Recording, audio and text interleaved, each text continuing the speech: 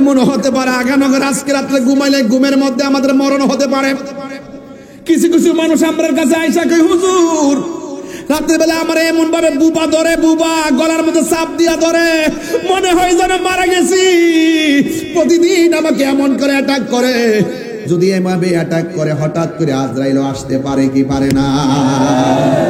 চোখ নষ্ট হওয়ার আগে বেশি বেশি করে মায়ের দিকে নেক নজরে তাকাও।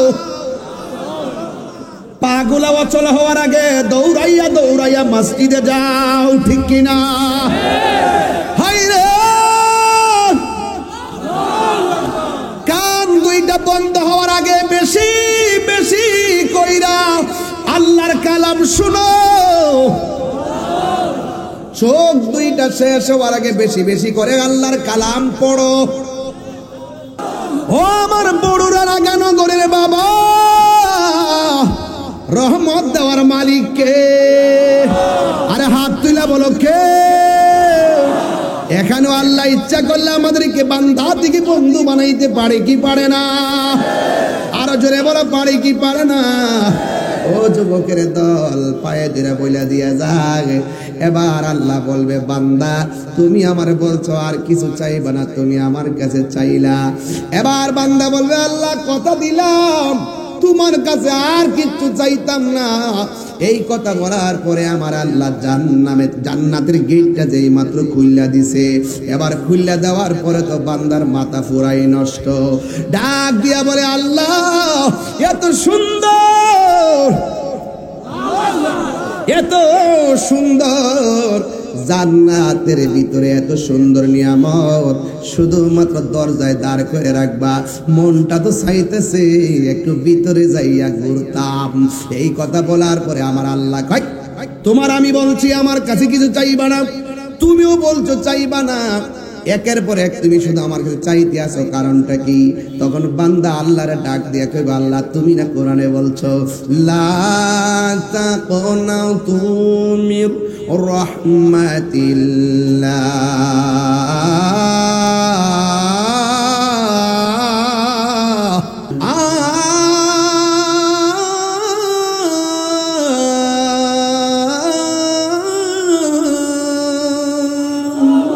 পাহাড় সমান পাপের বোঝা মাথায় নিয়ে চলতে পারি না, ক্ষমা কর রহম দিয়ে।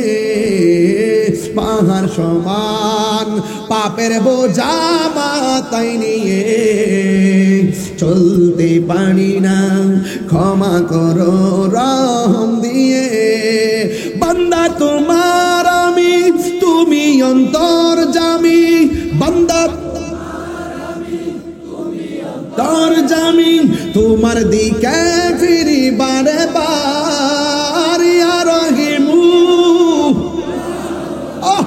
ইয়া করিমু মেহেরবান, ইয়া রহিমু ইয়া করিমু মেহেরবান।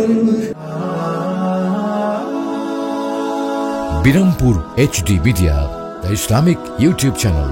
আল্লাহ রাব্বুল আলামিন দান সম্পদ দেওয়ার মালিক।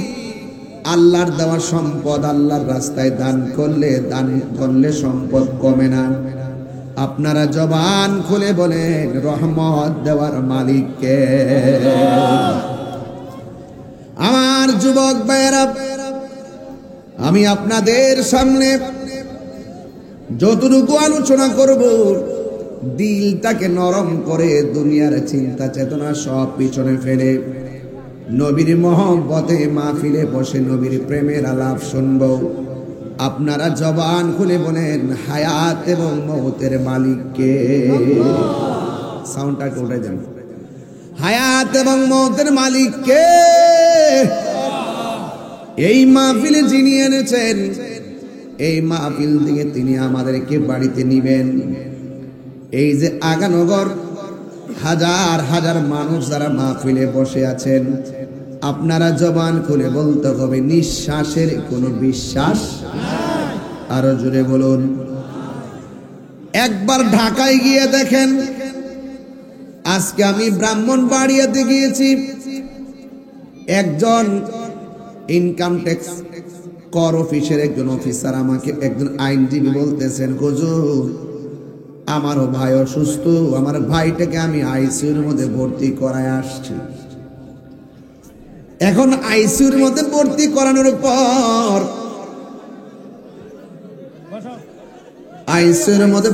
করানোর পর আমি আপনাদের কাছে জানতে চাই, আইসিইউর বিল আছে না নাই? এই আওয়াজে মানি না, আছে না নাই? দিনে কয় হাজার? কিছু আছে 25,000, কিছু আছে 50,000, আবার কিছু আছে 70,000। পার ডে 50,000 গণতে হয়, গণতে হচ্ছে। আইসিইউর মানে কি ও বন্ধুরে? আইসিইউ আমার ভিতরে হাওয়া ঢুকায়, অক্সিজেন স্বল্প হয়ে গেলে সেই জায়গার ভিতরে আইসিইউ দিয়ে আমাকে শ্বাস প্রশ্বাসটা স্বাভাবিক করার চেষ্টা করে। এখন আমার প্রশ্ন হলো, আপনারা যে মাহফিলের মধ্যে এসেছেন, আপনারা যদি এই কথা কন, আমি একবারই বলছি, আপনি এখানে আসলে হজ বড়, এজন্য আমার ইমেজ ঠিক থাকে না। এই ছেলেরা এখানে যারা সামনে বসে নেবেন, ক্যামেরার ফাঁকে সুন্দর আমাকে দেখবেন, দেখবেন অ্যাকচুয়ালি দেখা যাবে। মাটিতে আরাম করে বসে পড়বেন, তাইলে আমি সুন্দর করে কথা বলতে পারবো, আপনার পিছনে লোক আপনাকে দেখতে পারবে। সবাই বসতে হবে। বাবা আপনি বসুন, আপনিও বসুন, সবাই আরাম করে বসুন। আবার তো দাঁড়াই যাবেন কেন? লক্ষণ তো ভালো না। আরো বড় প্যান্ডেল করবেন। বাবা আপনাকে আরাম করে বসেন, মাটিতে বসেন, একদম বসে পড়ুন, তাইলে আর দাঁড়াইতে হবে না ইনশাআল্লাহ। আমার প্রশ্ন, আমার ওয়াজ কি বুঝতে অসুবিধা হইতেছে? আমি আপনাকে একটা আধ্যাত্মিক জগতে ঢুকাতে চাই। আধ্যাত্মিক জগতে ঢুকালে ক্রাম, কাম, ক্রোধ, লোভ, লালসা, হিংসা, অহংকার এগুলো দূরীভূত হয়ে যাবে। আধ্যাত্মিকতা ছাড়া আপনি আল্লাহকে পাবেন না। আল্লাহকে নিয়ে গবেষণা করতে পারেন, গবেষণার নামই হলো আধ্যাত্মিকতা। আর আধ্যাত্মিকতা অর্জন হয় মুরাকাবার মাধ্যমে। বলেন না সুবহানাল্লাহ। তোমরা বসো, পিছন দাঁড়ায় দেখো না, বসো, মাত্র উপরে দাঁড়ায় থাকো। এই বসে বলুন, বসে বলুন, একদম স্বাভাবিক বসেন, স্বাভাবিক বসেন, মাটিতে বসেন, স্বাভাবিক বসেন। এইভাবে না, এইভাবে বেশি করে বসতে পারবেন না, আবার দাঁড়ায় যাবেন। মাটিতে বসে বলুন। এখন আপনারা যারা আগানগর এসেছেন, বরুড়ার মানুষের কাছে আমার প্রশ্ন, এখন যে বসে আছি, আমাদের কারো মুখের মধ্যে কি অক্সিজেন আছে? আইসিইউর কোন সরঞ্জামাদি আছে? এই মুহূর্তে আমার আল্লাহ আমাদের শ্বাস প্রশ্বাস টান ফালাইয়া অ্যাম্বুলেন্সের মধ্যে ঢুকাইয়া আমাদেরকে মেডিকেলে নিতে পারে কি পারে না? এই জন্য আল্লাহ যখন আপনাকে স্বাভাবিক অবস্থা রাখবে, ওই আইসিইউর মধ্যে ঢুকবার আগে, ওই বিপদে পড়বার আগে, বিছানার ভিতরে অসল হয়ে পড়বার আগে, মসজিদের মধ্যে যখন আজান হয়ে যাবে, ওই মসজিদে দৌড়াইয়া দৌড়াইয়া যাওয়ার দরকার আছে না নাই? চোখ নষ্ট হওয়ার আগে বেশি বেশি করে মায়ের দিকে নেক নজরে তাকাও। পাগুলা অচল হওয়ার আগে দৌড়াইয়া দৌড়াইয়া মসজিদে যাও, ঠিক কিনা? হায়রে, কান দুইটা বন্ধ হওয়ার আগে বেশি বেশি কইরা আল্লাহর কালাম শুনো। চোখ দুইটা শেষ হওয়ার আগে বেশি বেশি করে আল্লাহর কালাম পড়ো। জবানটা বন্ধ হওয়ার আগে বেশি বেশি করে জবান দিয়া বলো গাফুরুর রহিম, নাম তোমার আল্লাহ, আল্লাহ আল্লাহ গাফুরুর রহিম। সবাই আল্লাহ আল্লাহ আল্লাহ। গুনার বোঝা মাথাইলো কানতেছি, কন্যা আল্লাহ। আও দিলটা নরম করে কন্যা আল্লাহ। আরে গুনার বোঝা দাও মা কান্দেছি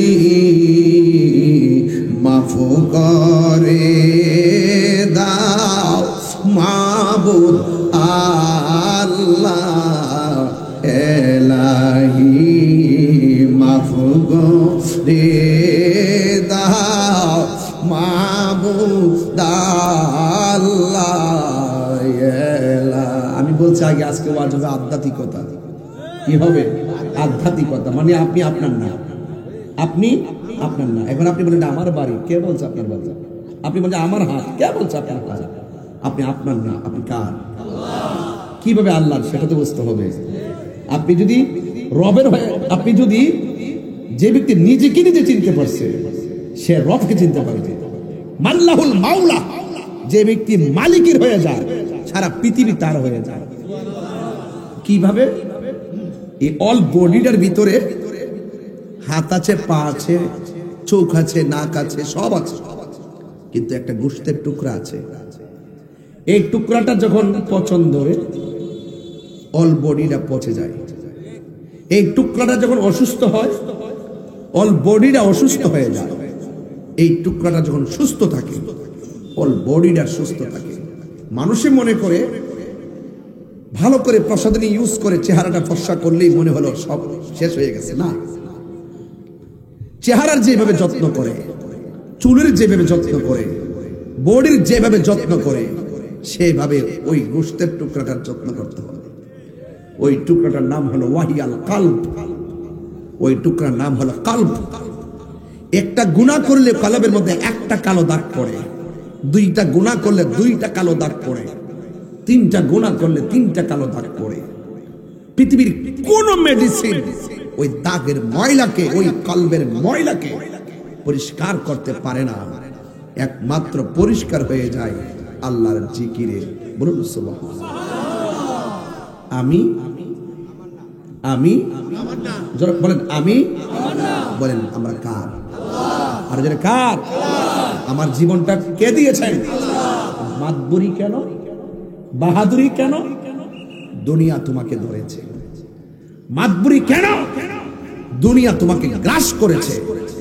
दुनिया के लिए आखिरत बर्बाद ना करो। किसी इंसान को खुश करने के लिए अल्लाह को नाराज ना करो। दुनिया दुनिया करे आखिरत के बर्बाद करा जाবে না। আর দুনিয়ার কোন মানুষকে খুশি করতে গিয়ে আল্লাহকে বেজার করা যাবে না। সুতরাং কমিটমেন্ট, সুতরাং কনফিডেন্স, সুতরাং ওয়াদা, আমরা পৃথিবীর সব ছেড়ে দিব, রবকে ছাড়বো না। আমরা সব ছেড়ে দিব, মুস্তাফাকে ছাড়বো না।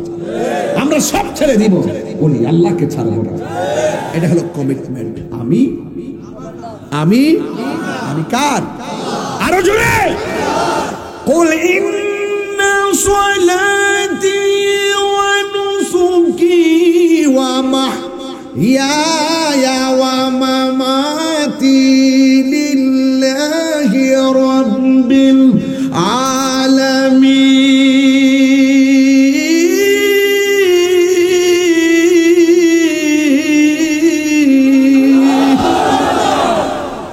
আমি আর যারা আমি ওয়াজের বিষয় হলো আধ্যাত্মিকতা। আধ্যাত্মিক জগতে যখন আপনি ডুব দিবেন তখন দেখবেন পৃথিবীটা আপনার কাছে শুধুমাত্র ধোঁয়া। এখন ময়রা দেখেন, খোদার কসম 3 দিন পরে মানুষ আপনাকে ভুলে যাবে। এখন ময়রা দেখেন, আরে বাস্তব প্রমাণ যদি দেই, ফেসবুকের মধ্যে ফ্রেন্ড লিস্ট আছে না নাই? জিজ্ঞেস করলাম, রিকোয়েস্ট পাঠাইলাম, অ্যাকসেপ্ট হয় না কেন? তিনি বললেন আমার 5000 ফ্রেন্ড পূরণ হয়ে গেছে। ঠিক আছে, একজনকে ডিলিট করে আমাকে ঢুকিয়ে দাও। কিন্তু দেখবেন আপনার ফ্রেন্ড লিস্টে 5000 বন্ধু। আপনার মরণের স্ট্যাটাসটাও যখন দিবে দেখবেন মাত্র 100 লিখবে ইন্নালিল্লাহ, বাকি 4999 জন হারিয়ে যায়। কথা বলেন ঠিক কিনা?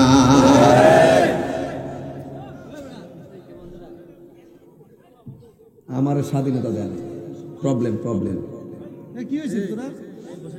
এই আপনারা কি বসুন, আমি একবার বলছি আমার কিছু দাঁড়াবেন না কেন? আমি তো এগুলো মাইন্ড করি। আমার যুবকরা আপনারা আছেন তো ইনশাল্লাহ? আমি কুরবানি করব সব কার জন্য? আমি নামাজ পড়বো কার জন্য? আমার যুবকগুলো আওয়াজকে সামনেগুলো আওয়াজ করেন। আমি নামাজ পড়বো কার জন্য? রোজা রাখবো কার জন্য? হজ করবো কার জন্য? কুরবানি দিব কার জন্য? নামাজ পড়বো কার জন্য? মার খেদমত করবো কার জন্য? আমি সব কুরবানি দিব কার জন্য? আমি। তাহলে আমার নিজের যদি বিলাইয়ে দেই, আমি যদি নিজেকেই বিলাইয়ে দিয়ে দেই, আমার বলতে কিছু আছে? আর আমার বলতে কিছু আছে? আমার নামাজ, আমার কুরবানি, আমার জীবন, আমার মরণ একজনের জন্য। জবান খুলে বলুন তিনি কে? এই জন্য আমার নবী, আপনার নবী বলেছেন, আশ-শারিয়াতু আকওয়ালি ওয়াত তরিকাতু আফআলি ওয়াল হাকিকাতু আহওয়ালি ওয়াল মারিফাতু আসরারি। শরীয়ত হলো আমি নবীর কথা, আমার নবীর কথা মানতে হবে। তরিকত হলো আমার নবীর কাজ, আমার নবীর কর্ম পদ্ধতি জানতে হবে। হাকিকত হলো আমি নবীর অবস্থা, নবীর জাত এবং সিফত সম্পর্কে জানতে হবে। কথা বলেন না কেন? নবীর জাত এবং সিফত সম্পর্কে জানতে হবে। আজকে যেই সমস্ত ডাব্লিউ মার্কা মৌলবীরা আমার নবীর মাটির নবী বলে, এদেরকে জানতে হবে যখন মাটির অস্তিত্ব নাই তখনও আমার নবী। আমার যুবক ভাইরা ওয়াজ বুঝতে পেরেছেন? ওয়াজ বুঝতে পেরেছেন? তাইলে ওয়াল হাকিকাতু আহওয়ালি, আমার নবী আপনার নবী বলছেন হাকিকত হলো আমার অবস্থা। ওয়াল মারিফাতু আসরারি, মারিফাত হলো আমি নবীর গোপন রহস্য। সুবহানাল্লাহ। চোখ যে মনের কথা বলে, চোখ দেখা যায় কিন্তু মন দেখা যায় না। চোখ দেখা যায়, মন দেখা যায়। তাইলে এই জন্য মানুষের বডির ভিতরে একটা টুকরা আছে, ওই টুকরার নাম হলো কলব। এই কলবের তো নড়াচড়া করা, দেখবেন কলকলার হরফ আছে কাল কালবুন কাল কাল কাল। কালবুন হলো এমন একটা প্রশান্ত জায়গা, এই কলবটা সুস্থ থাকলে দেখবেন ভাত খাইলো শান্তি, ঘুমাইলো, চললেও। তাহলে এই পুরা দেহের ভিতরে, খাঁচার ভিতরে প্রাণ পাখি আছে না নাই? এই প্রাণ পাখিটা চলে যাবে, এই প্রাণ পাখিটা চলে যাবে। যাওয়ার আগে যিনি জানেন তার কাছ থেকে সব জেনে নিতে হবে। আমার যুবক ভাইরা, মাহফিলটাকে হালকা মনে করে আজকে উড়াইয়া দিয়েন না। আপনারা কিসের খুশি আজকে? কিসের খুশি আপনারা? না, সবচাইতে বড় খুশি হলো আজকে আগানগরের গুরুস্থানবাসী। আপনি খবর নিয়ে দেখেন তারা কি বলে। আমি বলি দলিলে আছে, দলিলে আছে, তারা বলতেছে হে আগানগরের পোলাপাইন, এই মাহফিল আমার ছেলে আসছে, আমার ছেলে আজকে আমার জন্য দোয়া করবে। তারা অপেক্ষা করতেছে, শীতে পড়ে আছে 3টা কাপড় আর 5টা কাপড় কিনে। ওরা বলতেছে আজকে আমার জন্য আমার স্বামী দোয়া করবে, আজকে আমার জন্য আমার সন্তান দোয়া করবে। তাইলে আমি আমার না, আমি কেন বলছি? এই বডিটাকে বেশি আমরা যত্ন করি, কিন্তু রুহের যত্ন করতে পারি না। আরে এখন একটা প্রশ্ন ছুড়ে দিব আগানগর, পারলে উত্তর দিবেন। বলুন, কবর আযাব কি দেহের উপর নাকি রুহের উপর? কিসের উপর? না জানি আওয়াজ আছে, ঠেলার ছেলে কইলেছে। আমারে আমি বলছি আযাবটা কি দেহের উপর না রুহের উপর? এখন যদি বলি দেহের উপর, 5 দিন পরে 10 দিন পরে খুলনা দেখবেন কবরের দেহটা মাটির সঙ্গে মিশে গেছে, দেহ আর আসেনি, আরো জোরে আসেনি। ওয়াজের বিষয় হলো আধ্যাত্মিকতা। কোথায় ছিলাম, কোথায় আসছি, কোথায় যাব, এই 3টা জায়গার সন্ধান যদি না করতে পারেন তাইলে কোনদিন আপনি আপনার রবকে পাবেন না। আমি প্রায় মাহফিলের মধ্যে বলে থাকি, প্রায় মাহফিলের মধ্যে আমি বলে দিয়েছি, মুর্শিদেরই নামটি ধরো, নিজেরই মানুষজন করো, বিসমিল্লাহকে চাপা রাখো হৃৎপিণ্ডের ভিতরে।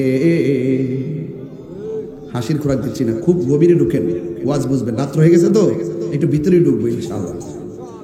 মুর্শিদেরই নামটি ধরো, নিজেরই মানুষজন করো, এটা কি বাজারের পাল্লার কথা কইতেছি ওজন করবার লাগে?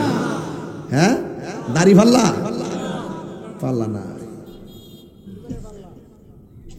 মুর্শিদের নামটি ধরো, নিজের ইমান ওজন করো, বিসমিল্লাহকে চাপা রাখো হৃৎপিণ্ডের ভিতরে,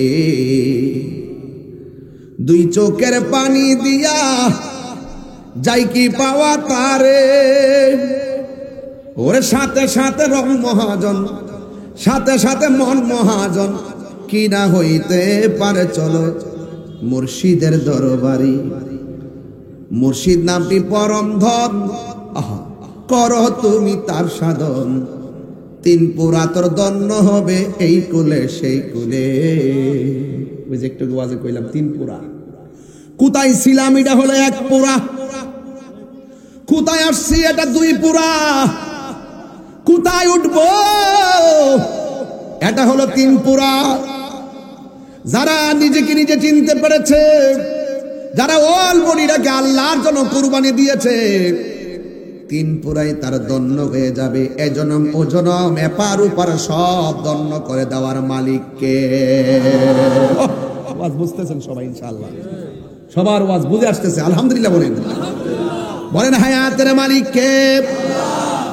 এই জন্য বলছি তিন পুরা তোর দন্য হবে এই কুলে সেই কুলে। প্রথম যখন মার পেটে আসি নাই তখন আমাদের অবস্থাটা কেমন ছিল? আমরা ছিলাম আল্লাহর কুদরতের উপরে। যখন মার পেটে ঢুকছি তখন কেমনে ঢুকছি? কয় পানি হইয়া ঢুকছি। মারহাবা কর না গেলে কি হইয়া ঢুকছি? এক ফোঁটা পানি, এক ফোঁটা পানিকে আমার আল্লাহ রক্তের ফোঁটায় পরিণত করলেন। রক্তের ফোঁটাটাকে আমার আল্লাহ কিছুদিন পূর্বে গোশতের টুকরায় পরিণত করলেন। গোশতটাকে আস্তে আস্তে বড় করে ভিতরে হাড্ডিগুলার পার্টস ঢুকাইয়া দিলেন। এরপরে সবকে হওয়ার পর ভিতরে রুহুটা ঢুকাইয়া দিছে। এই যে মার পেটের মধ্যে আমরা পুরলাম, কি খাইলাম, কি দেখলাম? কয় হুজুর আমার বয়স কত? কয় আপনার বয়স হলো 30। কত? হুজুর আপনার বয়স কত? 42।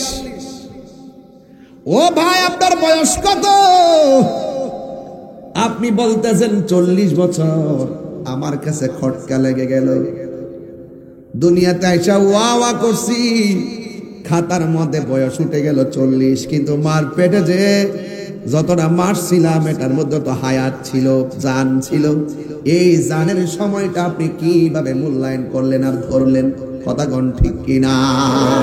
খুব মনোযোগ, আধ্যাত্মিক কথা, খুব ভিতরে ঢুকবেন, দেখবেন লাস্টে দেখবেন আল্লাহ পাক ওই আরশ আজিম ডানে বামে সামনে পিছনে এইরকম চিন্তা করতে হবে না। দেখবেন আল্লাহ পাক আপনার ঘাসা রোগের নিকটে আছে। আল্লাহকে চিন্তা লন্ডন যেতে হবে না। ওয়ান তেলাওয়াত করলে অসুবিধা দিব? আল্লাহকে জোরে ডাকতে পারবেন ইনশাআল্লাহ? ওয়া নাহনু আকরাবু ইলাইহি মিন হাবলিল ওয়ারিদ।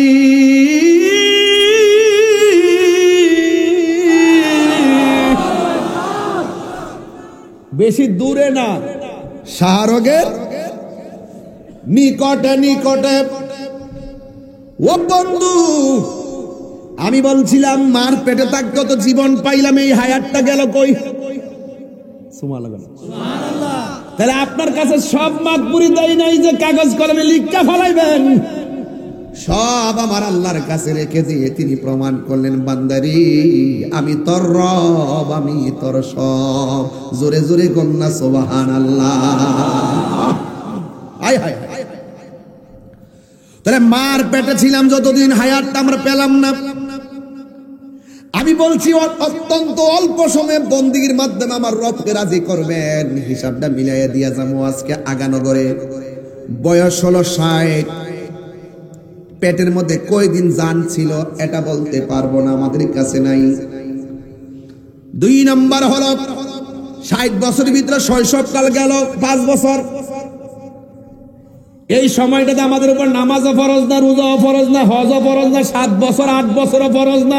কতক্ষণ ঠিক কিনা? তার মানে আমরা মাপ পাইয়া গেছি।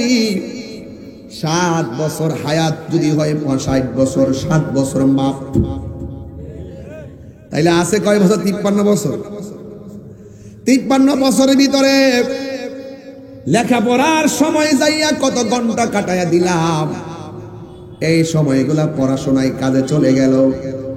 আবার আমরা 60 বছরের ভিতরে ঘুমের মধ্যে কাটাইলাম প্রতিদিন 8 ঘন্টা করে। ঘুমের মধ্যে থাকলে আমার আল্লাহ গুনাহ লেখে না। আল্লাহু আকবার লেখে না। ওয়াজ বুঝাইয়া দিয়া যায়, ঘুমাইলে কি গুনাহ হয়? ঘুমের মধ্যে থাকলে কি গুনাহ লেখা হয়? এ বন্ধু, মানুষজন ঘুমায়া যায় আল্লাহুম্মা বিসমিকা আমুতু ওয়া আহইয়া, এটা ঘুম না, ঘুম না, মরে গেছি। ঘুমের ঘরে অনেক লোকে মারা যায়। গত পরশুদিন আগের দিন দেখলাম সৌদি আরব না কোন জায়গায় সারাদিন কাজ করে ছেলেটা খেতা লইয়া ঘুমাইছে এসির ভিতরে। বন্ধু ডাক দিয়া দেখে বন্ধু আর কথা কয় না, ফেসবুকের মধ্যে দিয়েছে এই লোকটা কাজ করতে এসে ঘুমের ঘরে ছেলেটা মারা গেছে। এমন হতে পারে আগানগর আজকে রাত্রে ঘুমাইলে ঘুমের মধ্যে আমাদের মরণ হতে পারে। কিছু কিছু মানুষ আমার কাছে আইসা কই, হুজুর রাত্রেবেলা আমার এমন ভাবে বুবা ধরে, বুবা গলার মধ্যে চাপ দিয়া ধরে, মনে হয় যেন মারা গেছি। প্রতিদিন আমাকে এমন করে অ্যাটাক করে। যদি এভাবে অ্যাটাক করে হঠাৎ করে আজরাইল আসতে পারে কি পারে না? অহংকার করা যাবে না। লা তামশি ফিল আরদি মারাহা, লা তামশি ফিল আরদি মারাহা, অহংকার করে চলা যাবে না। ইন্নাল্লাহ লা ইউহিব্বুল মুতাকাব্বিরিন, আল্লাহ পাক অহংকারকারীকে পছন্দ করে না। অহংকার করেছে আমেরিকা। কে করেছে? আমেরিকা করেছে। খবর নিয়ে দেখেন দাবানল অগ্নিকাণ্ড জ্বলতে জ্বলতে সব পুরো ছাই হয়ে যাচ্ছে। কথা বলেন ঠিক না? মুসলমানদের ফিলিস্তিন গাজা জ্বালায় আন্দ্রা করে বানাইছে। আল্লাহ বলছে তোরা গ্রেনেড হামলা দিয়ে মুসলমানদেরকে জ্বালিয়ে দিয়েছিস। দেখ ইন্না বাতশা রাব্বিকা লাশাদীদ, আমি আল্লাহর ধরা কত শক্ত। ফায়ার সার্ভিস উদ্ধার কর্মীরা দৌড়ে পালিয়ে যাচ্ছে, হেলিকপ্টার দিয়ে পানি দেওয়া হচ্ছে, রাসায়নিক কেমিক্যাল দেওয়া হচ্ছে, কোনোভাবেই আগুনকে নিয়ন্ত্রণ করা যাচ্ছে না। আল্লাহ ছাড় দেয় কিন্তু ছেড়ে দেয় না। আমি আমি তাহলে অহংকার কিসের? অহংকার কিসের? আপনি শুধু রবের হয়ে যান, আপনি শুধু আল্লাহর হয়ে যান, দেখবেন টাকা আপনার হয়ে গেছে, বাড়ি আপনার হয়ে গেছে, একটা যে কোনো স্বপ্ন পূরণ হয়ে গেছে। মনে মনে স্বপ্ন দেখেন, আমি স্বপ্ন দেখতেছি আল্লাহ অনেক টাকার মালিক হলে, কেউ তো স্বপ্ন দেখে আমি অনেক টাকার মালিক হলে 10 তলা একটা বিল্ডিং করব। আবার কেউ কেউ রাত্রে শুয়া শুয়া চোখের পানি এদিকে ফেলায় ফেলায় কান্দা কয়, আল্লাহ যদি তুমি আমার টাকা দাও, আমি আমার আম্মা আব্বাকে নিয়ে মক্কা মদিনায় যাব। এই চোখের পানির কারণে দেখবেন গোপনে তার চোখের পানি আল্লাহর দরবারে কবুল হয়ে যাবে, যে কোনো ভাবে সে মদিনায় চলে যাবে। তাহলে নিয়ত এমন একটা জিনিস, এই নিয়তটা অন্তর থেকে আসে। ইন্নামাল আমালু বিন্নিয়াত, সব কর্ম তার নিয়তের উপরে নির্ভরশীল। আপনি মাহফিলে এসেছেন, যদি আপনি মনে করেন মাহফিলে গিয়ে তামাশা করব, মাহফিলে গিয়ে বিয়াদবি করব, তাহিরির সামনে উল্টা পাল্টা কথা বলে নিজেকে জাহির করব বা প্রদর্শন করব। আবার অনেকে আছেন না না, তাহিরি হুজুর ওয়াজের মধ্যে আসার পরে যেই কথাগুলো বলবে এই কথাগুলো আজকে আমরা আমল করব, এই ভালো নিয়ত কইরা ঘর থেকে বের হইতে হইতে এই মাহফিলে আসতে যতটা কদম দিয়েছেন, প্রত্যেকটা কদমের সাথে আমার আল্লাহ নেকি লিখে দিছে। যারা ওই ধ্যান ধারণা ছাড়া এসেছেন তওবা করেন। মাহফিল থেকে বাড়িতে যাব, গুনাহ মাফ করে যাব। এমন একটা সময় ছিল দুনিয়ার জমিনে, যেই সময়ে আল্লাহর স্লোগান দেওয়ার মতো কেউ ছিল না। সংখ্যা ছিল মাত্র 40 জন। কয়জন? আমার আপনাদের সামনে যদি কেউ আমাকে এসে অ্যাটাক করে এই মুহূর্তে, আপনারা কি তাকে ছেড়ে দিবেন? মানে বাস্তব কথা, মানে ছেড়ে দিবেন কেন? আপনারা আমাকে ভালোবাসেন, আমি আপনাকে ভালোবাসি। আচ্ছা, আপনাকে আমার টাকা পয়সা দেখে ভালোবাসেন? আমার কণ্ঠ শুনে ভালোবাসেন? আপনারা আমাকে নবীর জন্য ভালোবাসেন, আপনারা আমাকে আল্লাহর জন্য ভালোবাসেন। আমি যদি গাঞ্জা খাইতাম, আমি যদি সুদ খাইতাম, ঘুষ খাইতাম, একবার উল্টা পাল্টা চলতাম, আপনাকে আমাকে দাওয়াত করতেন, এভাবে বসে কি ওয়াজ শুনতেন? আমি আমার মুখ দিয়ে আল্লাহর কথা বলি, আমি আমার মুখ দিয়ে রসুলের কথা বলি। আমি জীর্ণ শীর্ণ হতে পারি, আমি নগণ্য হতে পারি, আমি যার কথা বলছি তিনি তো অনন্য। এই অনন্য হওয়ার কারণে আমি জীর্ণ শীর্ণ নগণ্য মানুষটাও আপনাদের কাছে দামি হয়ে গেছে। দেখেন না, অনেক মানুষ নিচে বসা, অনেক মুরব্বীরাও বসা। আপনারা আমাকে কোরআনের খেদমত করি, এই জন্য কোরআনের দিকে তাকিয়ে রাসূলকে ভালোবাসি, ওই ভালোবাসার প্রেমিক হিসাবে জেনে আমার জন্য শ্রেষ্ঠ চেয়ারটা আজকে রেডি করে দিয়েছেন। এটাই হলো যে রবের হয়ে যায়, সারা পৃথিবী তার হয়ে যায়। সবাই জবানটা খুলে বলুন না মারহাবা। আপনি একটু হতাশ হচ্ছেন? আপনি কি হতাশ হচ্ছেন? না, আপনি যে নিচে বসে আছেন, নিচে এমন অনেক লোক বসে আছে আল্লাহ পাক তার নিয়তের কারণে কুতুব বানায় বসে রাখছে। নিয়তের কারণে আল্লাহ তাকে এই মুহূর্তে ওলি বানায় বসে রাখছে। নিয়তের কারণে তার মা বাপের গুনাহ মাফ হচ্ছে। বিশ্বাস হয় না আপনাদের? শুধু বিসমিল্লাহর টুকরাটা রাস্তায় পড়ে আছে, গাঞ্জা খাইতো, মদ খাইতো, জিনা করতো, বিসমিল্লাহ লেখাটা মাটিতে পড়া। এই দাঁড়া দাঁড়া দাঁড়া দাঁড়া, সুন্দর করে বিসমিল্লাহর টুকরাটা তুইলা যত্ন করে পকেটে রাখছে। আল্লাহ কয় তারা আমার বন্ধু বানাই নিছি। আল্লাহ কি বন্ধু বানাইলে আল্লাহ লস হবে? আল্লাহর কি অসুবিধা হবে? তা আপনার উসিলা করতে অসুবিধা কি? আপনি আপনাকে আল্লাহর দিকে ছেড়ে দেন, আর সারা পৃথিবী আল্লাহ আপনার দিকে ছেড়ে দিবে। বলেন না মারহাবা। জনম জনম যদি গাহি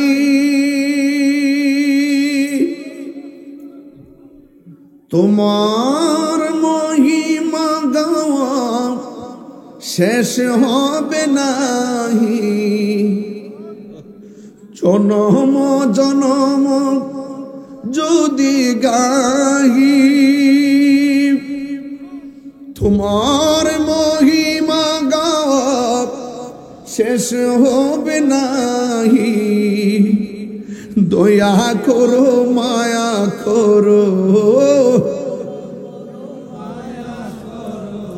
ওহে দয়াবান, তুমি রহমান, তুমি মেহেরবান, তুমি রহমান, তুমি মেহেরবান। কখনো তোমাকে যদি ভুলি আয়াতের আলো জেলে নিয় কাছে তুলি।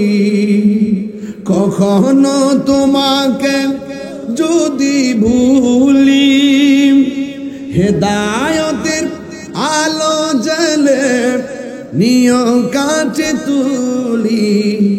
দয়া করো মায়া করো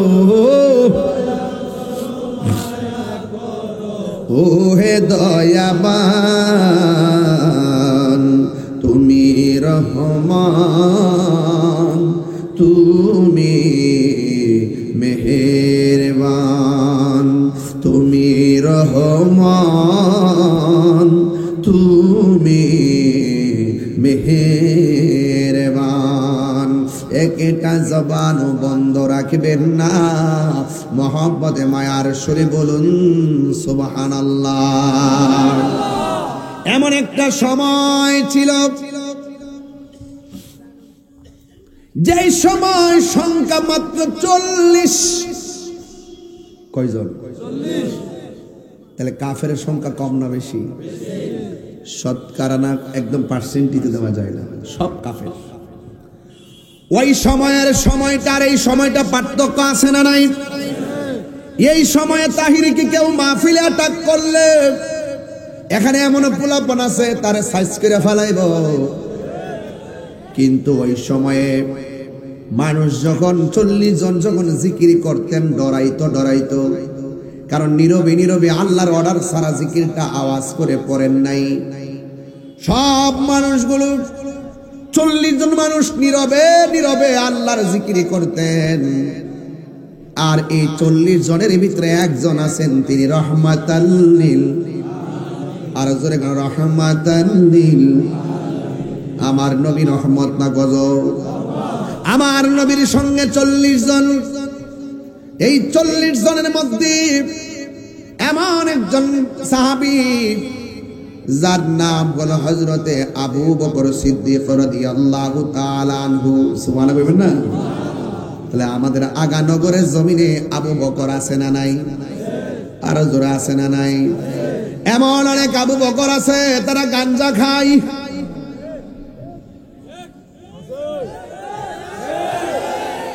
আমি কিন্তু কনফার্ম বলি না, বলছি এমন কিছু আবু বকর,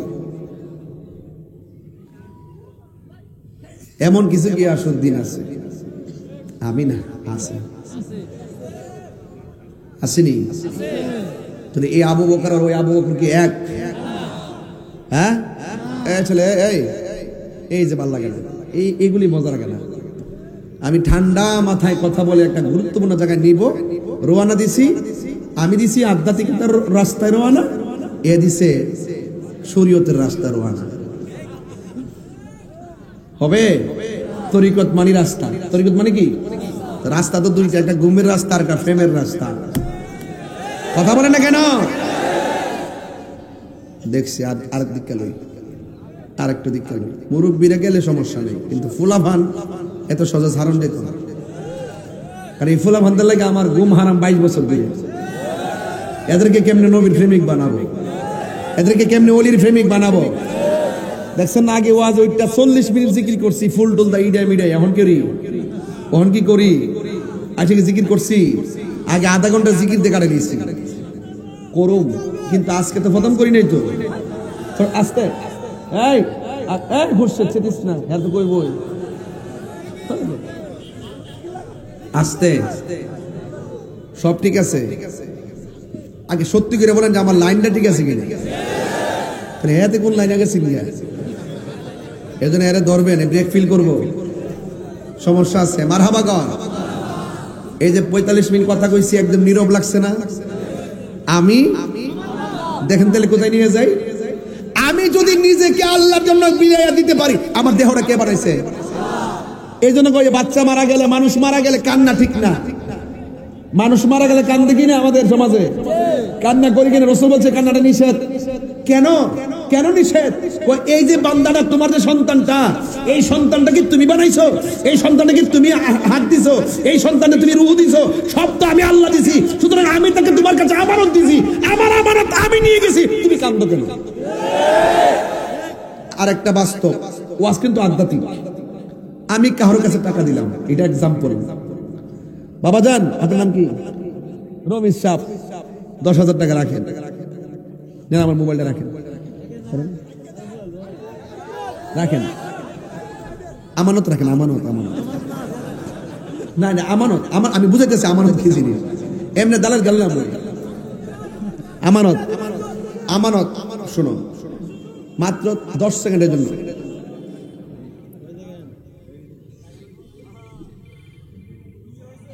দেন, আপনি কান্দেন কে? এটা কি আপনার মোবাইল? উনি কানলে লাভ হইব? কান্দন যাইতে না। এই জন্য আল্লাহ বলছেন, বান্দা রে, তোর কাছে তোর সন্তান আমি আল্লাহ আমানত দিছি, তো আমারটা আমি নিয়ে গেছি, তুই কান্দস কেন? তুই না কান্দে যদি ধৈর্য ধারণ করে থাকতে পারস, আমি আল্লাহ তোর গুনাহ মাফ করে দেব। শুধু আমি তোর বলতাম না, যে আমানতটা আমি নিয়ে গেছি তারও কবরে আমি গুনাহ মাফ করে দেব। এটা বুঝছেন তো? এটা বোঝা গেছে তো? এই জন্য মানুষ মারা গেলে 3 দিনের বেশি সুখ করাই জায়েজ নাই। কথা কন না কেন? 3 দিনের বেশি সুখ পালন করা জায়েজ নাই। এই জন্য আমানত আল্লাহ দিছে, আল্লাহ নিয়ে গেছে। আমরা আল্লাহ তোমার সম্পদ তুমি নিয়ে গেছো। ওই ছোট্ট ছোট্ট বাচ্চা মারা যায় না ভাই? আমাদের সময় দেখবেন কিছু পানি পেরে মারা যায় ছোটবেলা। ও সরি, আজকে ফেসবুকে দেখলাম একটা ছেলে স্ট্যাটাস দিছে যে তার ভাবি প্রেগন্যান্সি ছিল, ছেলেটা প্রসব হয়েছে, কিন্তু তার ভাবিটা মারা গেছে।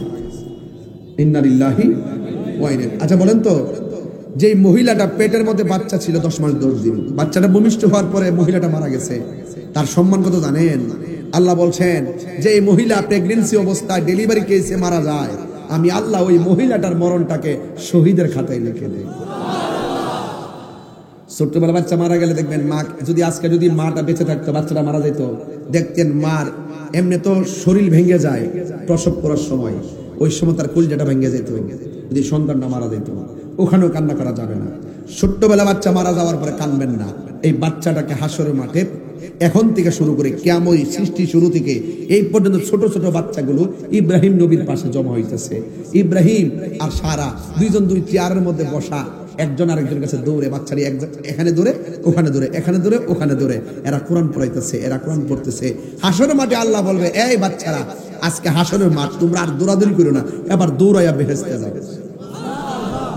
আল্লাহ তুমি মিজানের পাল্লা টান দিও না, কয় না তোমাদের কোনো মিজানের পাল্লা নাই, তোমরা বিনা হিসাবে জান্নাতি।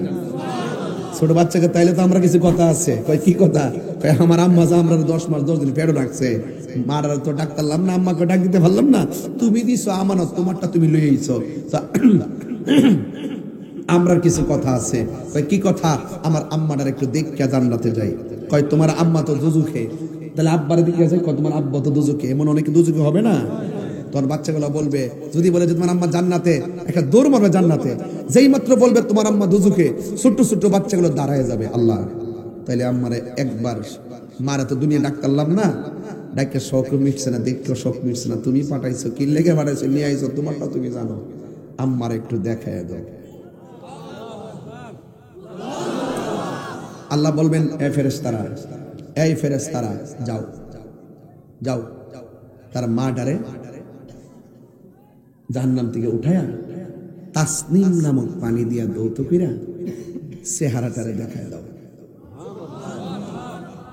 তো কিছু কিছু মহিলারা উঠাবে একদম কঙ্কাল অবস্থায়, পুইরা ছাই হয়েছে। বাচ্চারা তখন বলবে, আল্লাহ আমার মা আমারে 10 মাস 10 দিন যেই পেটে ধরছে, এই পেটটা পুইরা, শরীরটা পুইরা আংরা হয়ে রয়েছে, আর তুমি আমার কইতাছো বেহেশতে যাইবার লাগিয়া। আল্লাহ প্রথম দাবি করছে আমার মারে দেখাইছো, আর একটা দাবি করবো, আমার মা ডারে আমার সঙ্গে বেহেশতে দিয়ে দাও। আল্লাহ বলবেন না, তুমি বেহেশতে যাও, কর্মদোষে সে জাহান্নামী। তখন বাচ্চা বলছে, ঠিক আছে তুমি জান্নাত দেবেন না, তুমি জাহান্নাম দেবেন না, তো আমি তো জান্নাতে চলে যাব, তবে তুমি যদি আমার মাকে আমার সঙ্গে না দাও, তাইলে আমার আর জান্নাত লাগবে না, আমার মার সঙ্গে আমার দোজখে দিয়ে দাও। আল্লাহ বলবে, ফেরেশতারা দেখ রে, দেখ বান্দা বান্দার প্রতি কি পাগল, বান্দা বান্দার প্রতি কি আশেক, এর চাইতে বড় মোহব্বত কইরা মায়া কইরা আমি আল্লাহ বান্দার বানাইছি। তাড়াতাড়ি মহিলাটারে তুল্লা তাসনিম নামক পানি দিয়ে দৌত করবি, এমন ভাবে দৌত করবি 1 সেকেন্ডে যেন জাহান্নামের দাগ না থাকে, সোজা জান্নাতে হাতে ধরাই দিয়েছে। আমি আমার না, আমি যখন রবের হয়ে যাবো, রব আমার হয়ে যাবে, তখন আমি যা বলবো তাই শুনবে। মারহাবা কেন, আমি যা বলবো তাই শুনবে। এটা আল্লাহ পাকের শান, এটা আল্লাহ পাক চায়। বান্দা তুই গুনাহ করছস, হাজার গুনাহ করছস, আমি আল্লাহ অনেক নাম দিয়েছি, এর মধ্যে একটা নাম আল্লাহ, একটা নাম রহমান, একটা নাম রহিম, একটা নাম গাফফার, একটা নাম সাত্তার, একটা নাম হাইয়ুন, একটা নাম কাইয়ুম, আর একটা ইয়াজাল জালালি ওয়াল ইকরাম। বান্দা রে, সব গুনাহ কর, আমি আল্লাহ 99টা নাম আমি দিয়েছি, কিন্তু 2টা নাম, একটা রহমান আর একটা গাফফার। তুই পাহাড় পরিমাণ গুনাহ করবি, আমি জানি এই নামগুলো দিয়েছি এই জন্য। তুই যখন বুঝে ফেলবি গুনাহ করা উচিত হয় নাই, অন্যায় করা উচিত হয় নাই, রাতের আধারে এমন গুনাহ করেছিস তোর মা জানে না, এমন গুনাহ করেছিস তোর বাপ জানে না, এমন গুনাহ করেছিস তোর বন্ধু জানে না, শেষ পর্যন্ত শর্মিন্দা হয়ে আমার কাছে 2 হাত তুলে চোখের পানি ছেড়ে দোয়া করবি, আমি আল্লাহ গাফফার নামের উসিলায় মাফ করে দিই।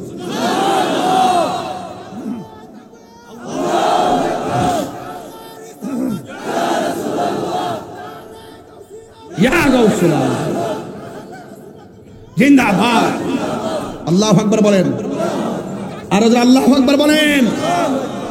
আমাদের এমন কিছু গুনাহ আছে যেটা বন্ধু জানে।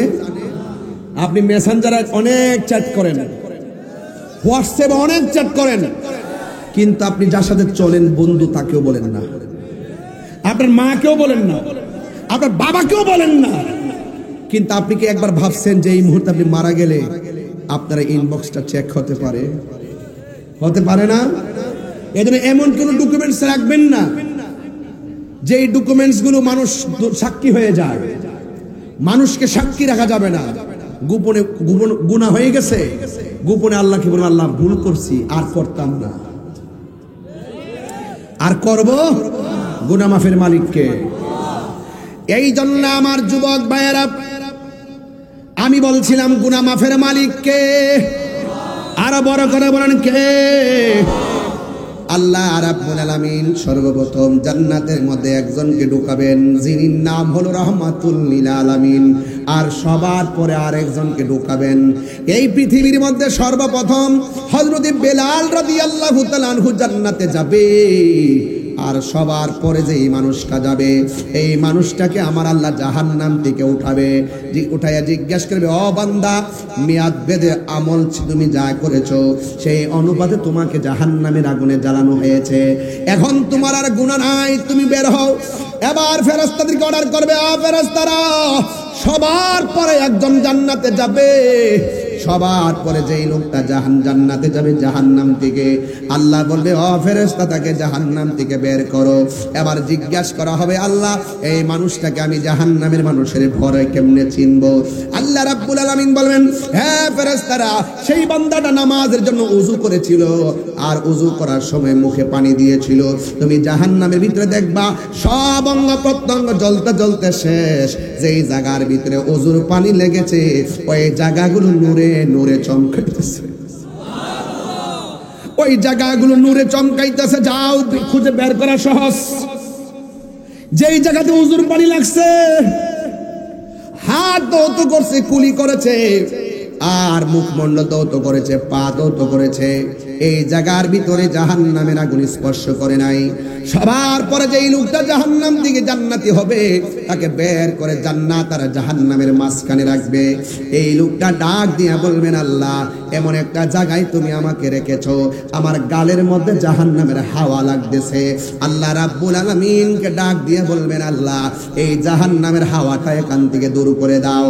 আল্লাহ রাব্বুল আলামিন যখন বলবেন, হে বান্দা, তুমি যে আমাকে বলছো জাহান্নামের আগুন আর তাপটা দূর করে দেওয়ার জন্য, তুমি আমার কাছে আর কিছু চাইবানি?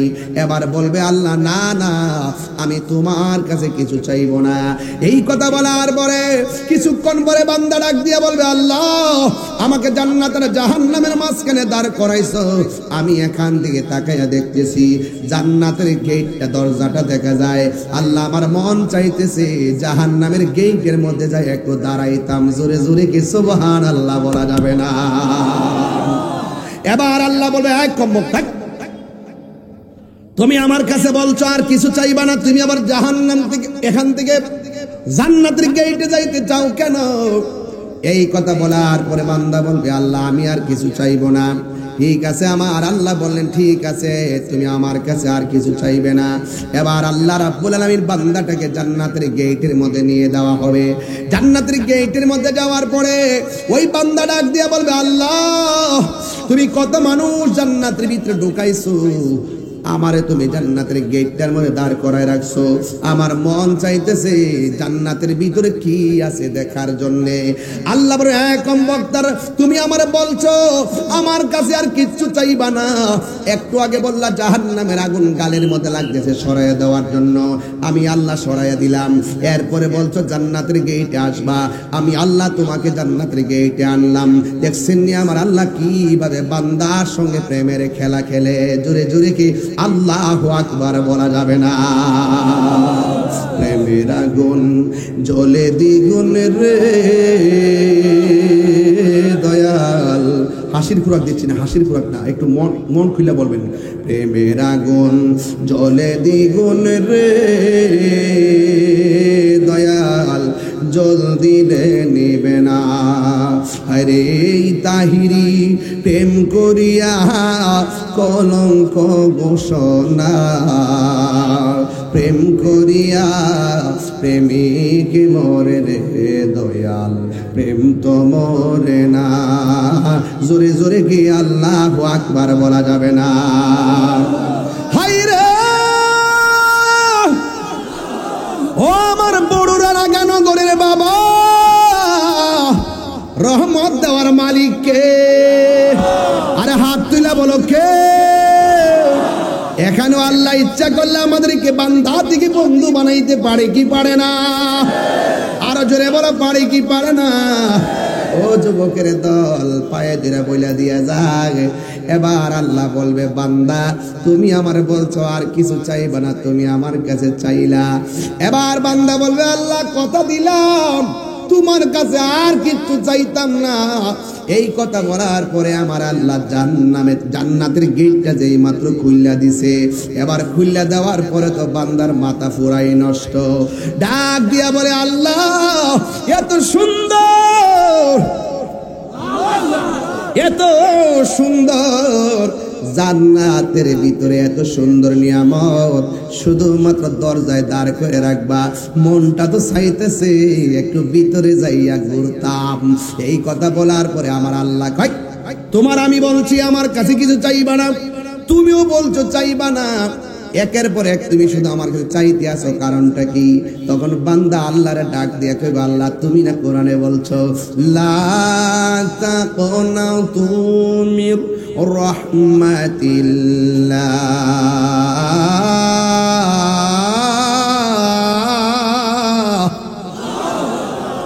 আমার যুবক পোলা পান্ডি এই যে কি অবস্থা দেন, শেষ শেষ সাফা সাফা ভাঙ্গা কি অবস্থা দোস না কি শেষ। আরে বলা সাফা সাফা কি পোলা পান দেখ কি অবস্থা, তোরার মতন বেড়া বয়স থাকতে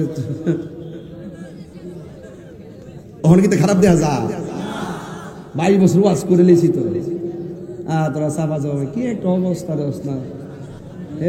মোবিল রে মোবিল, মোবিল মনে শেষ। আল্লাহর রাস্তায় পারবো বাবা, আল্লাহর কাছে কি কোনো অভাব আছে? কথা কেন অভাব আছে?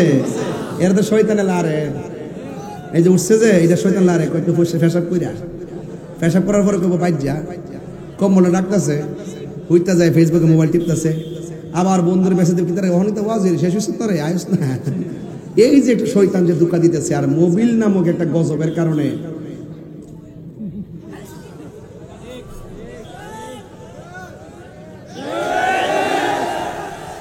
আজকে রাত্রে ওয়াদা করেন ঘুমানোর সময় সূরা ইয়াসিন লাগায়া ঘুমাবেন, সূরা আর রহমান লাগায়া ঘুমাবেন, ইউটিউবে সার্চ দিবেন সূরা আর রহমান, শুনবেন দেখবেন ঘুম এসে গেছে। মারহাবা গো।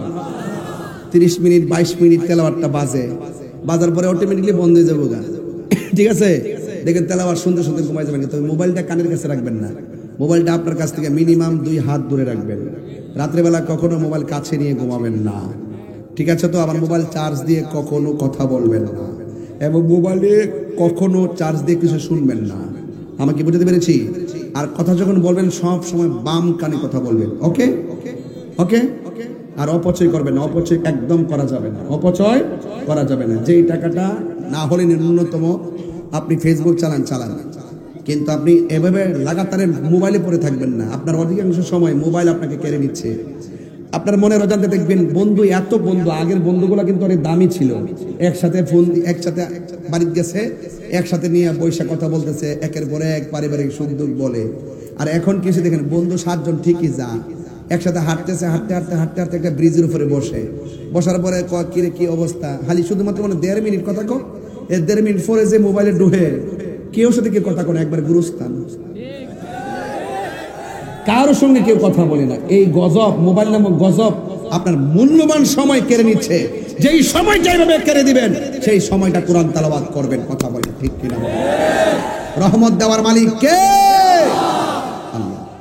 মেহেরবান তুমি, মেহেরবান,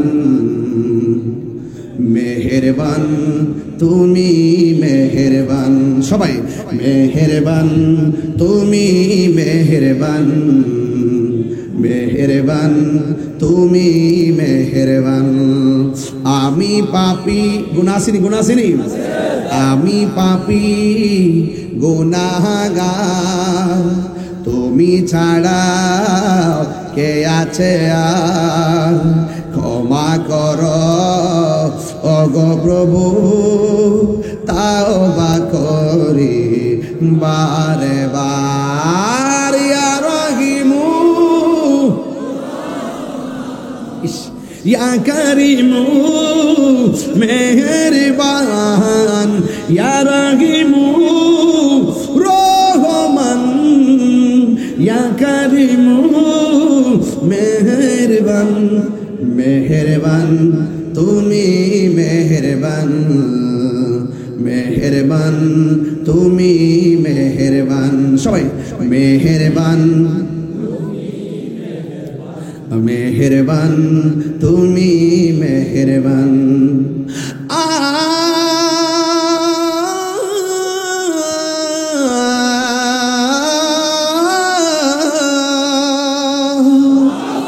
জেনে না জেনে হাজার পাপের সাগরে ডুব দিয়েছি, পথ হারিয়ে ভুলে, বুঝে না বুঝে হাজার পাপের সাগরে ডুব দিয়েছি, পথ হারিয়ে ভুলে।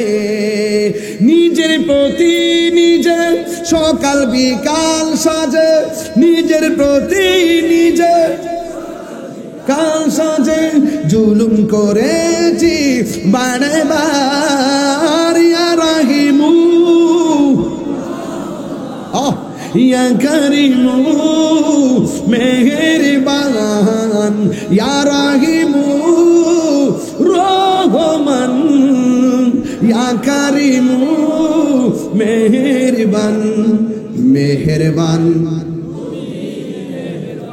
মেহেরবান তুমি মেহেরবান। সাউন্ড একটু তুলে দেব। মেহেরবান তুমি মেহেরবান, মেহেরবান তুমি মেহেরবান।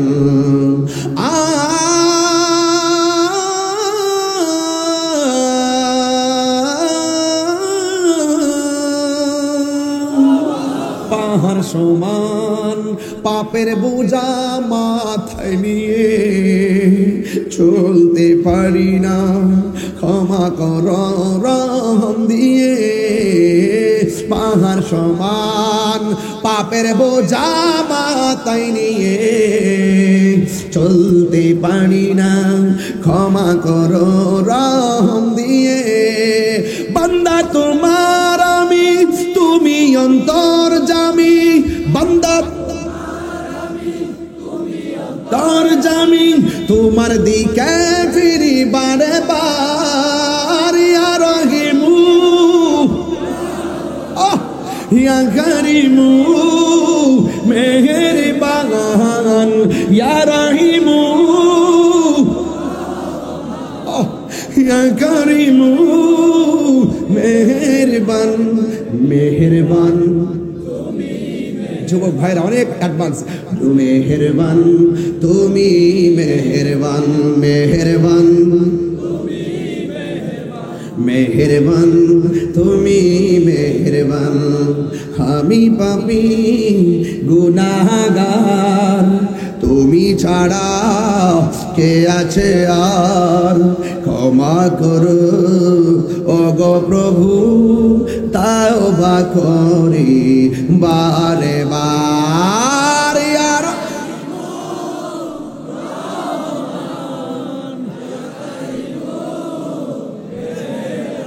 ইয়া রাহিমু রহমান, ইয়া করিমু মেহেরবান, মেহেরবান তুমি মেহেরবান, মেহেরবান তুমি মেহেরবান।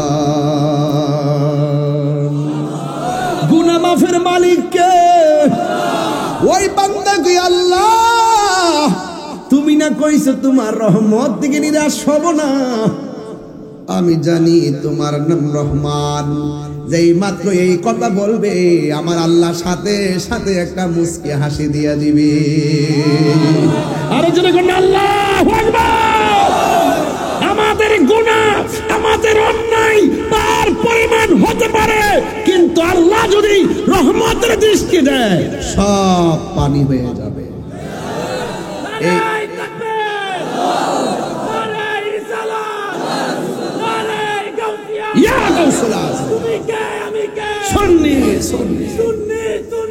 তুমি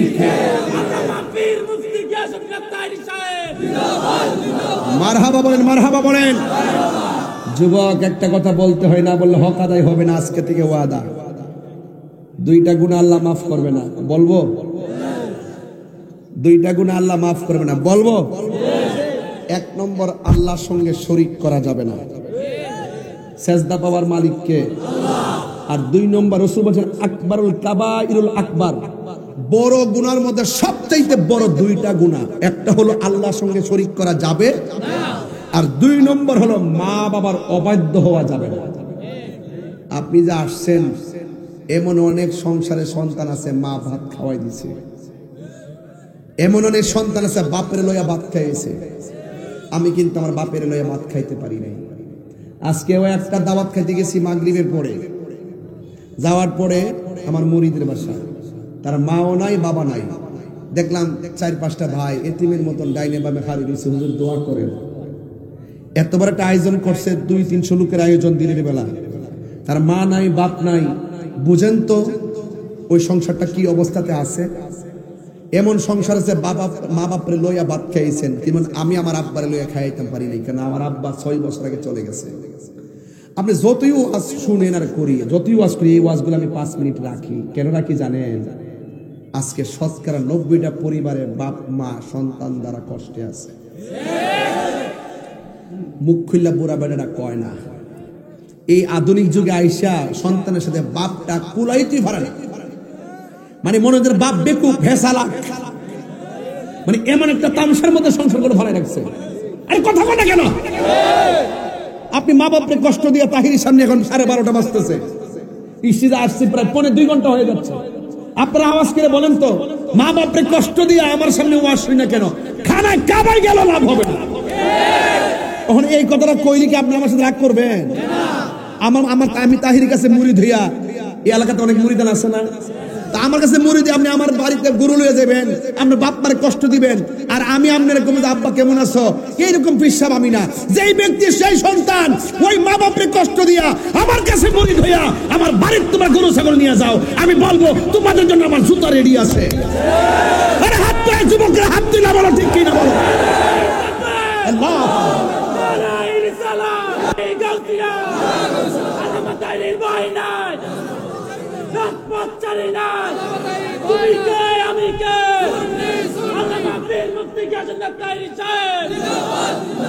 বাজান পায়ে ধরে বলতেছি, পৃথিবীতে একটা মানুষ দোয়া করলো কবুল, বদদোয়া দিল কবুল। মানে দোয়া করলো লাগে জায়গা, মা বাপের দোয়া করলো লাগে। এমনকি আপনার এলাকার যারা শিল্পপতি জিজ্ঞেস করেন যে আপনি যে এত কিছু টাকার মালিক হইলেন, এত কিছু সুবিধা, আপনার পিছনের রহস্যটা কি? তা দেখেন ওরা বলবে আপনার আমার মা বাপের দোয়া, আমারই কন্যা, আমি কম আমার মা বাপের দোয়া। এই মানুষটি যখন সংসার থেকে চলে যাবে, দেখবেন যেই ডাইলটা ধরবেন এই ডাইলটা ভাঙবে। এখন আন্দাজ পান না, বাপটা মারা যাওয়ার পর দেখবেন কোন সিদ্ধান্ত নিতে পারবেন না। যে সিদ্ধান্ত নিবেন এই সিদ্ধান্তই ভুল হইব, যে সিদ্ধান্ত নিবেন এই সিদ্ধান্তে বিপদ আসে। আর বাপটা বুড়া বেটা, লেখাপড়া জানে না, মূর্খ, কৃষক, কিচ্ছু জানে না। এই লোকটা ঘরে বসে একটু চিন্তা করে যে সিদ্ধান্তটা দিছে, মাস্টার্স পাস পোলাও, এই সিদ্ধান্তটা বুঝে না। আর আপনি কোন বুড়া বেটা, তুমি তো বুঝো না, তুমি চুপ করে তো বুঝতা না, তখন জুতাটা হুইল্লা গাল্লাত বাড়ি দল লাগবে। ঠিক নেই? আমার যুবকদের কাছে আমার দাবি কি কম না বেশি বলেন তো? আমার যুবকদের কাছে আমার একটাই দাবি থাকবে, আপনারা যদি কিছু হইতে চান, আল্লাহ আল্লাহ আমার মা বাপের সেবা করি, দরকার সুটকির বর্তা দিয়ে মা বাপ নিয়ে খামো, কিন্তু আমার মা বাপরে কষ্ট দিব না। আমার কোটি টাকা হইব কি, কোটি টাকা লাভ হবে না যদি মা বাপ কষ্ট পায়। কথা বলেন ঠিক না বেঠিক? আজকে থেকে ওয়াদা করেন মা বাপরে কষ্ট দিবেন। আমরা কি কষ্ট দিব? আজকে থেকে ওয়াদা, কালকে মা বাপ যদি কবর থাকে, আরে ভাই রে মা বাপরে গেছে গা, ওখান কিন্তু মাছের মাথা খাওয়াই পারবেন, ফল খাওয়াই পারবেন। এই বাপটা বাচ্চা থাকতে কিন্তু আপনি নিজে কত ফল খাইছেন, কত পাটি খাইছেন। বাপটা মনে করছেন যে বাপে মাইন্ড করতো না, কিন্তু এই বাপটা মনে মনে কিন্তু কইছে, পুত্রে আমার তো খাওয়ার বয়সে আমি খাইছি না, ওখান যে তারা খাস, আমি তো দেখি, আমি তো খাইলাম। নইলে যদি কইতে যে আব্বা খাইন, আমি খাওন না, আমার নাই নাত্রে যদি বাক করে দিতাম না, আমার মনের শান্তিতে আমি বাচ্চা থাকলাম।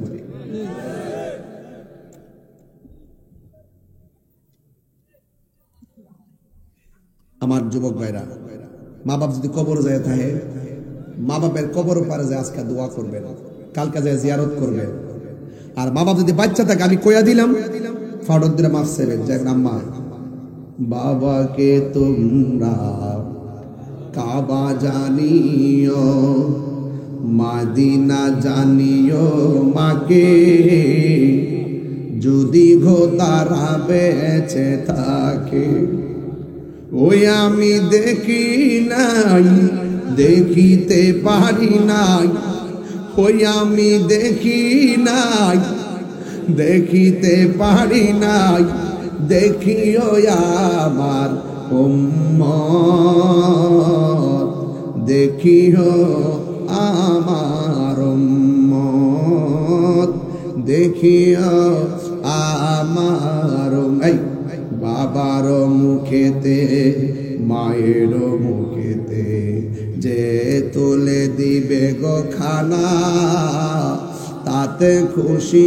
রব্বানা ওই আমি বুঝি নাই ওই আমি করি নাই করিও আমার উম্মত করিও আমার উম্মত একটা জবান বন্ধ রাখবেন না আল্লাহর দয়া বড় মেহেরবান দেখছেন নি কেমনে কেমনে আল্লাহ জান্নাতে দিয়া দিছে অথচ আমার নবী বলছে জান্নাত বন্ধ হয়ে যাবে যদি আল্লাহর সঙ্গে কেউ শরীক করে ওই জান্নাত বন্ধ হয়ে যাবে যদি কেউ তার মা বাপরে কষ্ট দেয় আল্লাহর হস্তে বুড়া বাপটার আর বুড়া বেটা বলে গালি দিয়েন না এই বাপের জীবনে বহুতবার খালি ব্যাগ লইয়া গেছে বাজারে পকেটে টাকা নাই যায়া কিন্তু বাজার কইরা কইরা আপনার জন্য নিয়ে আইছে আপনার একটা দিনের জন্য বুঝতে দেয় নাই অথচ এই বাপটার কষ্ট ঘাম ঝরানো কষ্টের কথা আমরা ওয়াজে বলি না অথচ এই পৃথিবীর মধ্যে সবচাইতে বড় কঠিন পরিশ্রম করে প্রত্যেকটা পুরুষ এই জন্য যুবক ভাইয়েরা আমার সন্তানের মুখে হাসি ফুটাইবার জন্য তারা কষ্ট করে স্ত্রীর মুখে হাসি ফুটাইবার জন্য তারা কষ্ট করে আজকে থেকে ওয়াদা করতে হবে আমরা কোনোদিন মা বাবাকে কষ্ট দিব না কোনোদিন আমরা হারাম খাবো না রাজি আছি না নাই কারা কারা রাজি আছেন দুইটা হাত তুলে আমার সাথে বলতে হবে মা কেন এত দামি জানে না সকলে বলো মা কেন এত দামি জানে না সকলে জানতো যদি পড়তো দেখে কোরআন হাদিস খুলে একটি হজের সওয়াব মিলে একটি হজের মাকে একবার দেখিলে মা কেন এত দামি জানে না সকলে বলুন মা কেন এত দামি জানে না সকলে 2 বছর পান করালো মায়ের বুকের দুধ কুলে পিঠে নিয়ে আমায় দিতেন কত সুখ সেই মায়ের কষ্ট দিলে সেই দিলে খুদার রস টলে মা কেন এত দামি জানে না সকলে বলো মা কেন এত দামি জানে না সকলে মায়ের প্রসবের কালে কত কষ্ট পাই বেবসে হইয়া পড়ে মায়ে আপন বিছানায় সেই মায়ের কষ্ট দিলে সেই খোদার রস টলে মা কেন এত দামি জানে না সকলে বাবা জান আজকে থেকে ওয়াদা ইবাদত হবে একজনের তিনি কে আমি শুরুতে বলছিলাম অল বডির মধ্যে একটা গোশতের টুকরা আছে টুকরার নাম কি আরো জোরে কন্যা আরো জোরে কন্যা তাইলে এখন যে জিকির করলেন শান গাইলেন কলবটা কি মুর্দা না জিন্দা গিজাউল কালবে জিকরুল্লাহ কলবের খাদ্য হলো আমার আল্লাহ পাকের জিকির কথা বলেন ঠিক কিনা এই জিকির আমরা চাই কি চাই না পায়ে হাত রেখে বলবো এই কলবের দিকে খেয়াল করেন এই কলব নামক টুকরাটা পরিষ্কার আছে অল বডিটা পরিষ্কার আছে খায়া শান্তি বইয়া শান্তি ঘুমায়া শান্তি কথা বলেন ঠিক কিনা আমার কথার সাথে আজকে একমত নিশ্চয়ই হবেন এই পৃথিবীর মধ্যে সেজদা পাওয়ার মালিক একজন জবান খুলে বলেন তিনি কে নামাজ 5 ওয়াক্ত পড়বেন আমি ওয়াজের শুরুতে বলে গেছি শেষে বলছি মা বাবার খেদমত করবেন আর নিজেকে নিজে চিনবেন দোকানে বৈশা চা খায় আরেকজনের বদনাম করবেন না। যেই ব্যক্তি নিজের সমালোচনা নিজে করতে পারে সেই হলো উত্তম। যেই ব্যক্তি অন্যজনের ধূস ধরে, অন্যজনের বদনাম করে, অন্যজনের গীবত গায়, এদের নিজের চেহারা নিজের লোক দিয়ে হাসরের মাঠে চামড়াগুলো ছিলবে, নিজের চেহারা চামড়া নিজের আঙ্গুল দিয়ে ছিঁড়বে। যেই ব্যক্তি তার অপর ভাইয়ের বদনাম করে, যেই ব্যক্তি অপর ভাইয়ের মুনাফিকি করে, যেই ব্যক্তি অপর ভাইয়ের গীবত করে, যেই ব্যক্তি বাড়ি বাড়ি চুগলখড়ি করে, এই সমস্ত চুগলখোর সমাজে আছে না নাই? দেখবেন ম্যাক্সিমাম ঝগড়া ফসাদের পিছনে এরাই হলো দায়ী। কথা বলেন ঠিক কিনা? আল্লাহ যেন আমাদের সকলকে এই আগানগরকে মুনাফিক মুক্ত আগানগর করে, এই আগানগরকে যেন নামাজময় করে, বলেন আমিন। এই আগানগরকে যেন মা বাবার খেদমতময় করে, বলেন আমিন। সব কথার এক কথা, আল্লাহ আমাদেরকে আজকে গুনাহ মাফ করো আর না করো তোমার ইচ্ছা, কিন্তু আজকের মাহফিলটার উসিলায় কবরবাসীর আযাব মাফ করে দাও। আরো বড় করে গুনাহ আমিন।